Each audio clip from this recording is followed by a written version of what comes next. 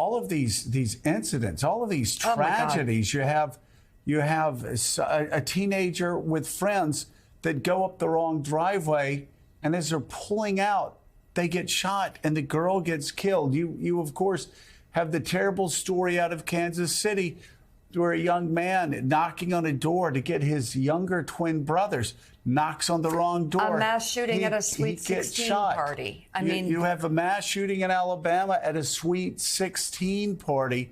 And a Sweet 16 party where the sheriff says he can't really finish a press conference because he's afraid he's going to break down because it's just so crushing. You have a teenager who's a cheerleader who's won just about every award her friends say that she could win as a cheerleader. They go to the wrong car. And then as they're fleeing, they get shot. This gun culture is touching all aspects of society. And daily life. More and more Americans are seeing their daily lives shattered by gun violence. This year, just in the first 3.5 months of this year, more Americans have been killed by guns than were killed in 20 years of fighting in Iraq and Afghanistan. Think about that. American troops in war zones for 2 decades in Iraq and Afghanistan. And we heard about the tolls, the terrible tolls from those wars, unforgivable tolls from those wars. And yet we let our children be slaughtered in schoolhouses. We let our teenagers get gunned down in driveways. We let church goers, parishioners get shot up in churches, in church pews, and the pain stays with them for decades. We let worshipers in synagogues get slain. Nigga, this is what, 2 things. One, it's a choice that we're making as a nation. This is a choice that we are making. More specifically, it is a choice that Republican legislators in state houses are making. Extreme positions, and people are dying because they refuse to pass basic gun safety legislation, the likes of which they've passed in states like Connecticut, California, now Michigan. That's one. 2, understand, if you're younger, it hasn't always been this way. I sat down and talked to President Bill Clinton a couple of days ago in Belfast about the peace agreement there, but we had to talk about the violence at home. And I told him, I said, it was the tragedy of Columbine was so shocking, but back then we thought that was a one-off. Right. Now it was a shocking, unusual scenario. The number of gun killings have doubled since Sandy Hook. Leading cause 10 of years death ago. in children. Now the leading cause of death in children. If I may, it's not just the mass shootings, which is horrific as it is, but a lot of Republicans will say, well, talk about mental health.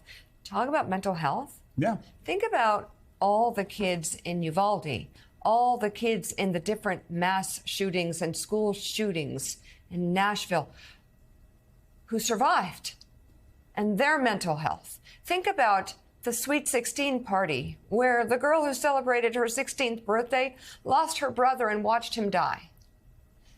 That's talking about mental health, because all of these mass shootings, we had another mass shooting this past week. I'm trying to even remember where it was, where 28 were injured. Yeah. Every single one of those people traumatized by being shot and watching other people get shot dead. It's unbelievable. That's a mental health crisis. Well, and Willie, guys, it's so interesting. I hear Republicans, because they don't want to talk about guns, they don't want to talk about the 165 mass shootings so far in 2023. So they'll talk about mental health. So let's talk about mental health. Mental health funding in the United States of America is tragically low. It's tragically low. You have so many healthcare providers, mental health care providers, overwhelmed, that do not get paid for doing their job, not by the insurance companies, not through government funding. And so there's so many kids that aren't getting that sort of mental health counseling they need. So, okay, we can do two things at once. We can talk about gun safety, but we can also talk about mental health. And if they really want to talk about mental health, go ahead, pass the bill. Yeah. Double the Do it. funding, triple the funding, put in place No one disagrees. a mental health care infrastructure that actually helps children in Central Florida, that help children in Wyoming, that help children in the middle of America in rural areas that right now have no access to the type of mental health care counseling that they need. The same with inner cities, the same in the places where mental health counseling is not even, I mean, you're talking about food deserts. There's mental health counseling deserts all across America. If Republicans want to talk about mental health, okay, great. Talk about it and then fund it, because right now it's nothing but cheap talk while more and more people die. We've gotten so much better, I'd say, in the last decade, certainly in this generation, about talking about mental illness, about destigmatizing depression, anxiety, all the things that people in this country go through, and by the way, have always gone through, but kind of hid away somewhere.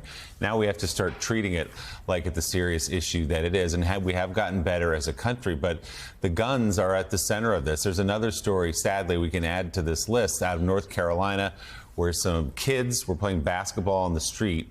A 6-year-old girl, the ball rolls into a guy's yard. She chases the ball. This happened on Tuesday in North Carolina. And the 6-year-old gets shot. A bullet grazed in her face, like, get out of my yard. God. This was a guy with a criminal record, had a gun for who knows why, but he did. And she wasn't the only one who was shot, by the way. She survived and gave a television interview yesterday, this sweet little 6-year-old with a scar across her cheek because she'd been shot in the face by someone because her basketball rolled out of the street where she was playing and into the yard of another person. So there's just been a list of these this week that are deeply troubling and something that needs our attention. Let's